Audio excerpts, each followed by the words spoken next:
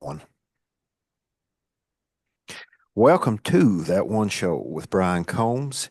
Joining me today, this is the second time he's appeared on this podcast, is Justin Wells. Justin, how are you today? Doing well, brother. How you doing? I'm fantastic. And obviously, you've got a new album as of this recording. It's been out almost a week uh, called Cynthiana, your third solo album. Uh, Obviously, your last one was The United State, and your debut was Dawn in the Distance, both of which I love. Uh, Actually named The United State my album of the year back in 2020 when it was released. And I've about wore the yellow vinyl out on that one, and I don't know. It's uh, New album's We got fantastic, more. man. And Obviously, it's named Cynthiana. And for those that don't know, tell us a little bit about why it's named Cynthiana, and then why it was released on a Thursday instead of a traditional Friday. Well, last question first. It was released on Thursday because that was my wife's birthday, and I saw at least one spot, maybe two spots online where people noted that it was not a traditional day to release music. That's I'm incredulous at that because there's no rules anymore, man.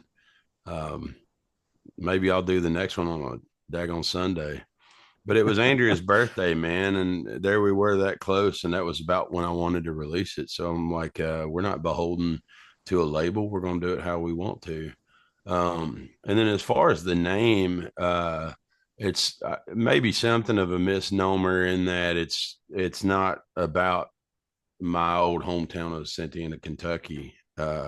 It's about my wife, Andrea, and we met in Cynthiana when we were going to high school together. Neither one of us are actually Cynthiana natives. We just happened to both be there, and we both went to high school there. And she thought that the tall, skinny fella in Doc Martin boots in gym class might have something interesting to say. And I've been fooling her for the most part ever since, minus about an 8 year vacation.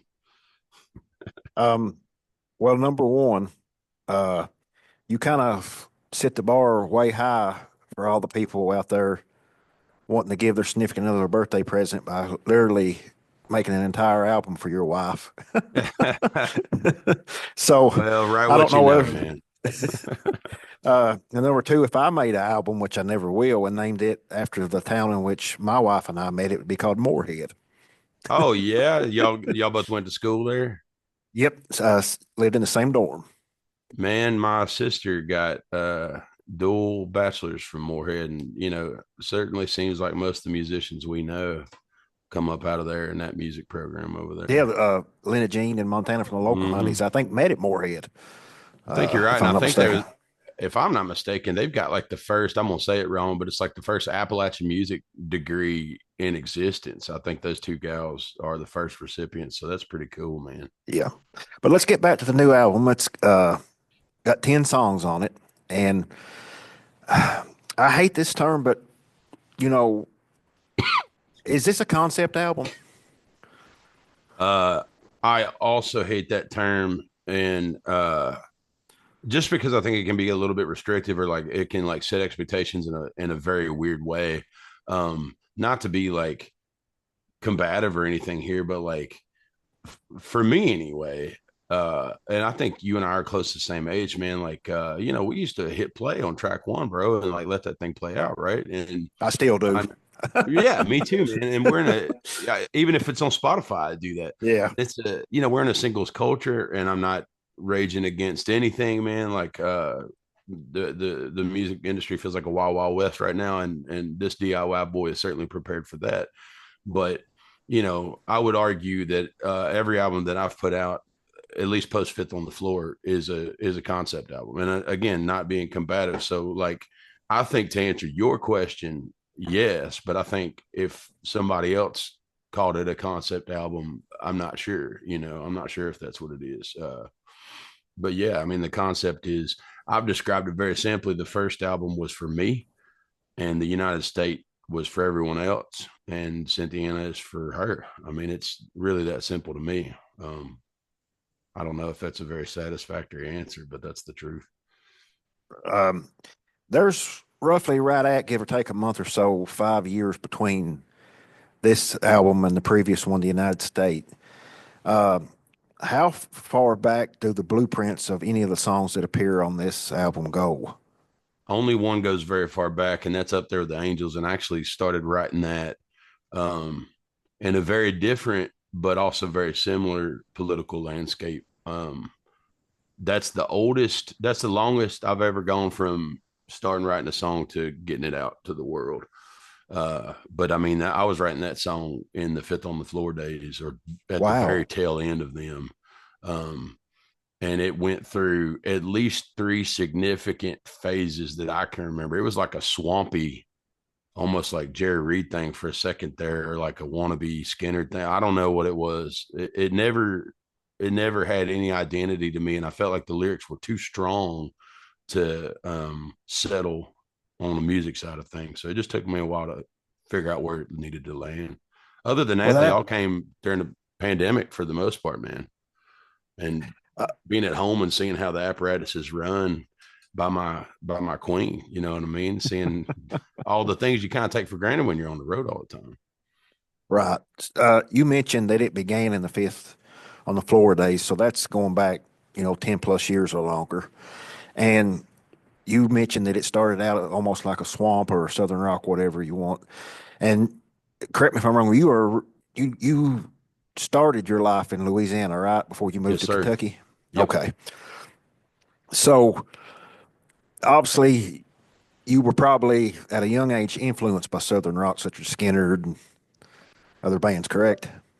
I think so, man. A lot of Even my by just musicians, osmosis. yeah, well, I've had people point out some things that have some like Louisiana to them. Um, like a part of me feels like I don't want to claim that in the way of like I don't consciously do that, you know, and I wasn't like, you know, I don't know, consciously blaring Dr. John as a kid, you know, it was very much classic rock and Motown, but you know, that culture is very different. I don't know if you've been down there. It is Southern, man, but it ain't, you know, when people talk to me as if I'm a representative of Appalachia, I'm quick to remind them that I'm certainly not. And I'm proud Kentuckian and claim Kentucky, but I ain't from the holler, man. Uh, so you know, I think it ends up in my music in that I am very distinctly me, but I think me is a mutt of very Louisiana and very Kentucky things, and you know, there you go. Um, well, let me ask you this question. Uh, give me an artist, not that has influenced you, but that has inspired you both in the past and someone that's presently making music that inspires you. Well, the past would be anything, you know, as a teenager, man. It's like you know, Metallica, Guns N' Roses, but it's also Matthew Ryan and a guy named Sean Mullins. Those were like the two artists that made me care about lyrics and writing songs. And um, actually, Matthew Ryan's got a co-write on this record of a song called "Till the Stars Won't Burn." And that's a story that's too long to tell, other than like I think that that dude is as incredible a songwriter as is alive today, and I'm glad to have worked with him on that song. Um, but then you know, it was a lot of Credence, a lot of the band. Um, it was what I always knew was that I didn't get into country music, man, until I was into songwriting before I was into country music, you know, and I didn't really start appreciating country music till like 21 years old. Um, Around the time I started drinking, not ironically, but I never, I never had any interest of getting rid of my love for loud guitars, man, and you know, rock and roll, frankly. And I really kind of struggled with that, being pulled in both ways with what I wanted to do as I got into country music. And that was a time, excuse me, but you know, the quote unquote underground was basically Hank Three and Shooter. And then there was like what was going to Texas, Ryan Bingham, Hayes Carl, these guys, but nothing. Shooter was kind of hitting what I was interested in. But man, it was Sunday Valley, dude. It was Sunday Valley at the Dame in Yeah. 2006. a month after my band had formed, and it blew me away. And I think people were tired of hearing about this from me at this point, but I'm telling you, man, that was that for me was seeing Springsteen and Asbury Park or whatever other analogy you need. Those boys were playing country music by and bluegrass music like with no rules and almost like not in the least bit beholden to traditionalism, which is a big part of obviously those genres. So it's like seeing those dudes, OG man, Billy, Eddie, Stu, Gerald, seeing them do that way in that sweaty ass club with PBR cans everywhere. I was like, hey, there's no rules, man. We're gonna play faster, and the guitar's gonna have overdrive on them, and everybody else be damned. And I, Sturgill and them guys were formative for me, man. They hit me, and that has stayed in me since. Facts. Well, you a couple things you mentioned a co-write. I think that Adam Lee has a co-write on this album, right? He's got two. He did. He helped me finish a song called "Sad Tomorrow," and then we started Cyclone together, and then that fool took it home, and I think I've got like one or two lines left. He took it home and made it into what it is. And I said, bro, are we still 50-50 on this thing? Because it probably ought to be a little more 90-10. But Adam's a genius. You know Adam. I mean, Yeah, he's hands down the most yeah, underrated songwriter in this state, like bar none. easily. Easily. I think "Paint All the Roses Black," which he put out a few years back, I think it was my song of the year that year. And if no one's heard that, please go wherever you listen to your music and just type in Adam Lee and go from there. Like you just said, Justin, he's so underrated as a songwriter. It's like he's purposely trying to hide from us, dude. And he's my tour manager. You can find him. Oh Uh, yeah, sometimes he'll be slinging some merch at your shows. yeah, Yeah, yeah. yeah. It's like having the fastest pitcher, cleaning up the dugout or something. But that should not be perceived as anything other than I think the dude is way less interested in playing shows and way more interested in putting pen to paper. And I'm just grateful that he'll get in a room with me. Um, on this album, there's 10 songs, and I noticed two things as far as your sound with this album. Number one, the songs go just a little longer for the most part, and you kind of dial it back. You mentioned, loud guitars and rock. There's not a lot of that on this album. No, purposely. Talk about that just a few minutes. Well, I am so one of these human beings that like, man, if I'm mad at you, you're gonna know. And if I'm happy, you're gonna know. It's like very surface. It's very and if I'm bored with a thing, you're gonna know. And I learned very young, ain't gonna be no faking it. And I can't. I can't. You're gonna see on stage how unhappy I am if I, for instance, throw on a cowboy hat and try to do some boot scooting. It's just not me, man. And so even to the point of like not wanting to repeat myself. So the sonic differences I think for me from album to album, even back in the Fifth on the Floor days, are pretty apparent. And with this one, I really wanted it to feel as in the room as anything as I've ever done. I wanted you to feel like where the United States to me, I wanted it to sound like we was on top of a mountain coming down on, there's big, loud, spacey guitars. And I mean, the influences on that record were like Pink Floyd, Bon Iver, these very, sonically dense things.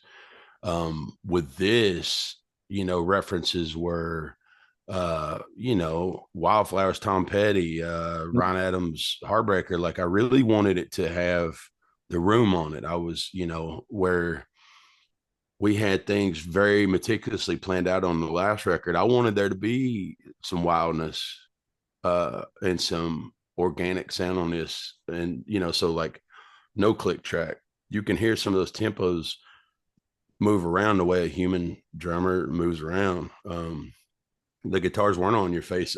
Trust me, Riley, my guitar player, my live guitar player, and uh, doesn't love the lack of solos necessarily in these new songs, man. But I wanted the songs themselves to tell a little more of a story. Um, and to speak to the length of the songs, I think that just kind of happened. Some of them are just slower, and that can lead to a longer song. But we got our Uh, instrument, we got our instrumentational, we got our instrumentation parts in there. But yeah, I want to circle back around to a couple of things that we talked about a few minutes ago. Number one, you said that, and I agreed that you're just a press play and go guy when it comes to an album, and the music industry has revolved to pretty much focus more so on albums is singles. And one thing that I struggle with is if an artist releases sometimes three, four, five, half the album is singles before it even comes out. Part of me wants to hear it because I love the artist, I love new music, but the other part says, man, I want to be surprised. Uh, yeah, I think you nailed it. uh, I think two, three tops singles from my album is probably the sweet spot, just to whet the appetite of the listener. You don't want to give too much away. Uh, Mm-mm. and I want to say this about the tempo of the album, and I've listened, probably a dozen times so far. Thanks, man. And when a new album comes out, I always listen either with earbuds or headphones so I can block out any of the outside noise.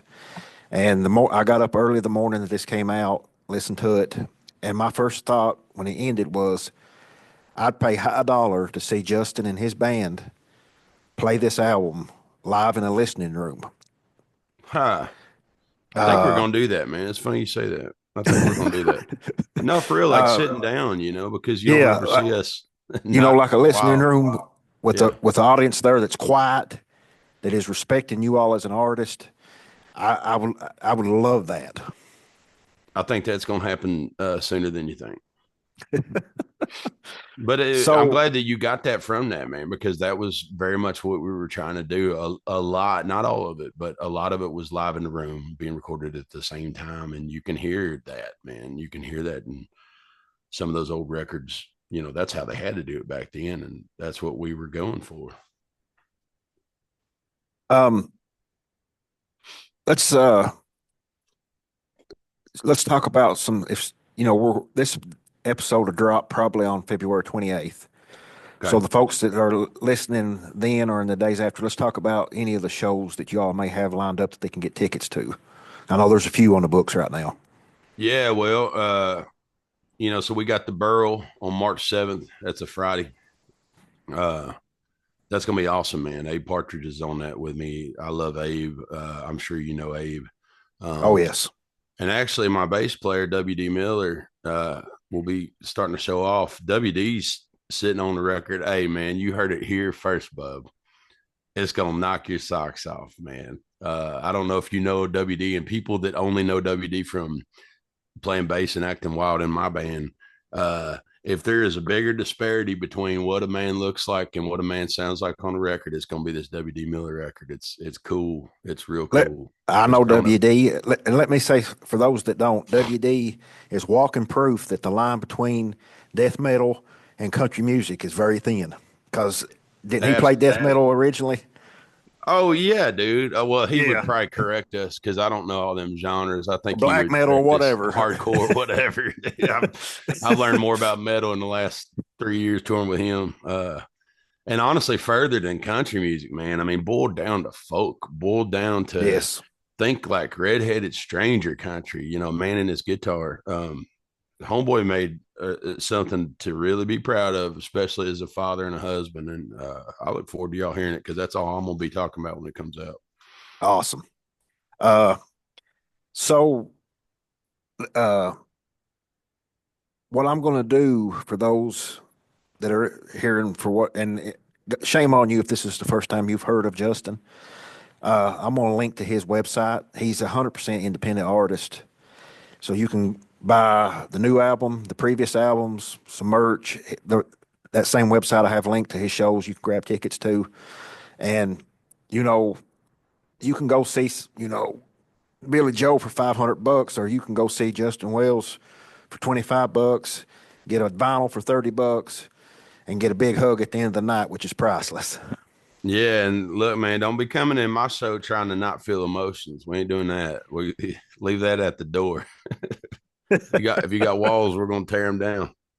Let me say one thing else about Justin Wells. The last time I saw him live was on April Fool's Day a couple years back, and I know where this is going. and this man went to Spotify and looked at his least listened to songs and built his set around those songs that night because it was April Fool's Day. Yeah, well, it was April Fool's Day. I thought that would be a good little, but you're talking about like concept albums and things like that. The shows are concepts sometimes too, man. And that was a little bit of me. Hopefully it wasn't perceived as a disrespect to y'all, because that'll never happen, man. I'm here by the grace of folks like you that pay to come to my shows, and that will always be the case. Um, but Spotify don't get to tell me what songs are good and what songs are not good. And to me, that was me saying, hey, these songs that y'all don't even hear me play live very much, I believe in them too, and I wanted to showcase that. I might do that again. Well, I've seen you on numerous occasions, and I have to say that that was one of my favorite shows because you just hit on it. You played several that I had never heard live before, but I liked. And I Thank you. actually went and got the set list from the stage after you left, and I've got that framed above my turntable. You got to send that to me, because I just remember having to learn the bridge, that last song of the United States, because I had played that literally at the album release, and then not again, not because I don't like the song, just reasons. But yeah, that was fun. That was a good challenge too, man. It's what I was just telling you. I want to feel, if I'm having a good time, I think I'm in the best position to make y'all have a good time. If I ain't feeling it, man, it's hard to kind of put the mask on. Right. So, uh, the show at the Burl, you mentioned Abe Partridge. Love him. I actually love Genius. his podcast too. If Genius. Both nobody's of ever them. listened to it, phenomenal. I don't know And how that he's dude, attached to that. I don't guess he's necessarily attached to the one that's like the book. But he was certainly promoting it. Homeboy's yeah, book, The Preacher. Yeah. But Alabama Astronaut's genius. yeah. Abe So, Abe is singular, man. You don't I mean, get he's there's not another yeah, Abe. no, definitely not. Yeah. Uh, and he just actually released the album on vinyl only. And like the only way you can hear it is if you buy the vinyl. It does come with a download code, so you can like put it on your phone or what have you. But I mean, in this day and age, that takes some cojones. What was the name of that band? The band name is cool as hell, man. I can't It's remember, man. like, it ain't this, but it's like the Get Behind Me Satan's or something. Yeah, Like it's like not a band name. I'm like, dude, I love this dude, man. yeah. So let me ask you one more question as we're winding down here. When you're making an album, obviously the songs come first, but do you agonize or analyze over the sequence in which you're going to put the songs on the album? I do.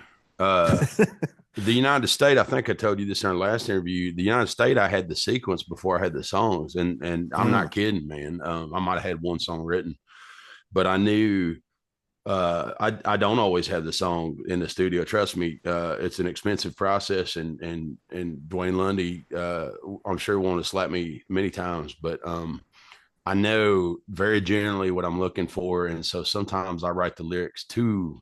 This is something for my taste anyway. I feel like doesn't happen a lot in roots music, country music, what have you. Is like the lyrics come first, and the overarching thing with the last record was, what if the lyrics, could we have a good album without the lyrics? What if we didn't stop caring when the lyrics were done? You know what I mean? And sometimes that meant the lyrics came last. With this album, it was a lot more story focused and lyrics focused, but I labor over every inch of that record, dude. And when you get the vinyl, I know like, we don't phone it in at any step in this process, man. I'm a sentimental dude, and there's a lot of things in that art package that nobody knows but me and my wife, man. And happy to talk about them at any point. But like, I don't know. I was that kid that opened up the CD and read every name and looked for oh yeah. the The first, secrets under the CD, and My wife gives me the hardest time because when I get a new album, the first thing I do is read the liner notes and who was on this album, who had produced it, who played on it. And every time we watch a movie, if it's the first time I've watched it, I always actually stay through the credits A hundred to read the percent. credits. And she's And like, what are you doing? then when it's over, I get on IMDb and look at the trivia, man. And I want to, because I want to know, Andrew gives me crap about this, man. I'm real bad about the same as the way we listen to albums. If I'm watching a movie, dude, I'm not trying to hear background chatter because I want to experience the art the way the artist wanted us to, in as much as I'm capable of doing. You know, if Right, we can't go to the theater, at least have a quiet TV. And right. that's all the way through to the credits, and then it's like getting on. Here like a year ago, we watched that Mother with Jennifer Lawrence. I'm Jennifer blanking Lawrence. on. I'm blanking on the director. Is that Aronofsky? Maybe I Yeah, think that's Darren Aronofsky. Aronofsky. That's a wild film. Bro, loved it. Front to back, loved it. My mind was blown. I thought it was awesome, and I still didn't get the religious analogy until I was reading about it. And I'm so glad I read about it, and that colored it even more so, man, and made me want to watch it again. So I don't know, man. If I can get on my pedestal for a second, like take in art, y'all, the way the artist intended to, if you can, because you never know. Brian, I know you've done this, man. If you're listening in the radio on the car, even if it's got good speakers, that ain't shit, man. If you put on them headphones, you're gonna hear it's like, man, is that a mandolin over there panned hard left? Like there's all these little like just if you stop and taste what you're eating for a second, you might find some new stuff. Anyway, end I rant. agree 100%. That's the Uh, coffee. to quote Step Brothers, did we just become best friends? Yeah. Did you touch my drum set? No. Guilty is charged with the stories. So I want to repeat something that I said the first time you came on the show, just in case someone's dropping in and they haven't heard that episode. I think that you will go out of your way to give an audience their money's worth that comes to one of your shows. The first time I ever saw you live was, gosh, it's probably been 7, maybe 8 years now. Was an outside show at the old Thatcher's downtown in Jackson, Kentucky, and it was going to be originally a duo show, but electric. It was full And band. oh, yeah, full band. That's right. Yeah. And then the rain put into that. You borrowed an acoustic guitar, and the rain kept just getting harder, so much so that you unplugged and came under the merch tent. And they might have been a dozen or so of us left at that point because everybody got wet and just got the heck out of there. But you played like 4 or 5 more songs underneath the merch tent, man. And I was like, this is one of my favorite artists, and you have been ever since. Well, man, I thank you. I love music, dude. And man, we love those statues. Like they're so good to me. And, I was getting paid regardless. My boys got paid to go home that day. But like you said, I don't know. Everything is an opportunity to connect. And especially when you are truly independent and not that independent that everybody's throwing around these days that actually do have great agents and great labels. Uh, man, I don't see how you do it and take those relationships for granted. I don't see how folks do it. And I don't know, man. If somebody's coming to see me, and especially, I got these people. There's a cat just told me he's coming down from Philly to our show in Indy. Coming up, Philly ain't by Indy, y'all. No, That ain't up the way, man. So is that at Duke's or? that's a Dukes, and Yeah. I don't know, man. I ain't beyond my raising, and I'll be damned if I take that for granted. Uh, I don't want to get off subject, but you were talking about movies a while ago, and that made me interested in knowing like any of the movies that came out last year. Did you get to see any, and what was maybe one or two of your favorites? Watch a lot of movies, man. Hit me with. I'm blanking real hard on last year. We went and saw that new Captain America last night, and people loved it. The Marvel movies are my. I'm an apologist for Marvel, man. I'm gonna go see all of them in the theater. I'll go on tour, and there's been plenty of them that are garbage. That one's getting unfairly drug, but uh, give me some movies last year. Don't make me get my letterboxed out, man. But You gone Letterboxed? Oh, bro, I'm on there. I got like Oh, a I fake got to name. look you up later and start. Oh, it's fake. Oh man, I got to try No, to find you though. this is for real going to embarrass me, man. Well, Mother was last year. We watched Mother last year. Every October we kind of get into the horror realm and try to watch some classics. I watched the OG Wicker Man for the first time. I thought that was genius. Um, anything A24 ever does. Civil War Oh was yeah, last year. I thought Civil War was, I don't want to say necessarily enjoyable. Maybe it was damn good though, and it was very uh, good. It made me deeply uncomfortable. yeah, features a Sturgill song. Yeah, yeah, dude. Just like we called him in the Watchmen, the TV series, The Watchmen, which is also great. Um, yeah, dude. I watch a lot of movies, and I'm gonna regret. I'm gonna have a list about 30 that I message you later, like Well, that I I wish asked you I'd about mentioned. a couple of my favorites from that year. Have you saw The Substance? Demi Moore. Nope. That's yeah, and she just won an award for it, didn't she? I heard Yeah, it's she's up amazing. for. It is amazing. It was probably my favorite film of the year. It's not for the squeamish though. I mean, it's Right? It's like a body. It's not body horror, but it like kind of focusing on body issues and things like that. yeah, but the last 30 minutes is about as crazy as any kind of body horror you'll see this out of Cronenberg. Let's go. I'm in. Uh, Sign me up. The Brutalist, Mm-mm. uh, Nora, Dude, you're killing me now. uh, the Long Legs, Nicolas No, and Cage. that's Nick Cage. Yeah, no, we Yeah, didn't. We were trying. I wanted to watch that in October. That wouldn't happen. Man, I wish I'd been better prepared for this, buddy. no, it's okay. I didn't even know he was going to go on about Sometimes the movies. gummies really do you like that, though. That is the downside of aging gummies. Yeah, Uh, that's right. Uh, got a couple minutes left, so hit me. I want to reiterate that the new album is Cynthiana. It's fantastic. Click on the link in the show notes. Justin Wells, is it justinwellsmusic.com? I think. JustinWellsMusic.com. Dude, Iron Yeah, Claw was last year, wasn't it? Was that yeah, last year? Or was that the year yeah. before? Year before, but like that movie broke me, man. And I knew going in the story because it's true. Yeah. Uh, Yeah. and It's the true story is worse than that. it actually is because they actually left out a whole They other left out a brother. brother. Yeah, and they said that they didn't think the audience could take that much. I'm literally in my letterbox now. That's how bad I was feeling about all this. Watch some old movies. Hey, the Belko experiment is overrated. Watch Baby Driver for the first time. Anyway, I back to our loved it. line of question. Yeah. um. Hey, I think Heat's overrated, dude. No, come on. Hey, I think I lost a friend over this conversation right here not long ago. I think Heat's a little overrated. Let me tell you a heist movie that's underrated, and that's Den of Thieves. I know it had a sequel to this drop, but the original Den of Thieves that came out about five, Over 6 years ago, I think it's Overrated. underrated. No, Underrated. I don't No, I think think enough people Heat's talk about it. overrated. Yeah, I don't know. Is that too hot to take for you, bud? It's pretty hot. Yeah, well, there's a sequel pun, coming out. pun intended. To Heat? Yeah, Oh, come yeah. on. All right. All right, fine. Uh, Where were we? uh, I wanted to mention somebody that you mentioned a while ago, and that's Dwayne Lundy, who Hmm. we mentioned Adam Lee is underrated. That dude, as far as the Kentucky music scene, specifically Lexington, I don't know if it would even exist in its current form without that dude.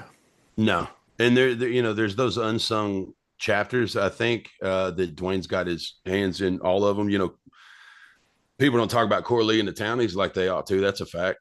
You know, Yep, there yep. was a hot I'm, minute in Lexington where, and I'm gonna probably piss somebody off, but I feel like everything that was going on in this town was jam bands and white boy reggae. And no offense to those dudes, but like that's not my thing, man. And then over, then there's like the top 40 country type shit, cover band shit. But for me, for a minute there, it was us and Sunday Valley and Corley and the townies, and that's when it felt like something cool was happening. That's when it felt like, oh man, hold up, we might have, and all three of those bands very different. We were the sloppy drunks, but it felt like something new was happening, um, and it was cool. And Dwayne Lundy produced later on me, but he produced both of those projects, Sunday Valley and Corley and the Townies, and bro, your man has a credit on a Ringo Starr record, a Beatle. I mean, like, Dang. a I saw homeboy does him. not get the credit he deserves. And I think part of that is because he can't get more than a couple blocks away from the studio, and he he Uh, fades into we went nothingness. to the Burrow a couple years ago to watch a David Bowie tribute, and I think he played at He that. does lead guitar on those. Yeah, Yeah, I'm pretty sure. I thought that was him up on stage. I wasn't. I was about there's only one 95% sure Dwayne that was Lundy. Dwayne. Yeah.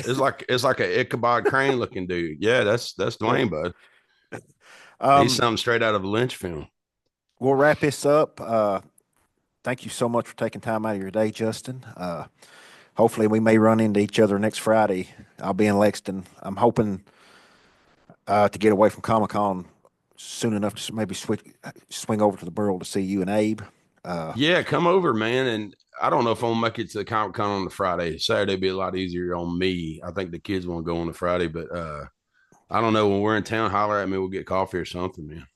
Absolutely. So, just give us one last plug for the new album, real quick, and then we'll end.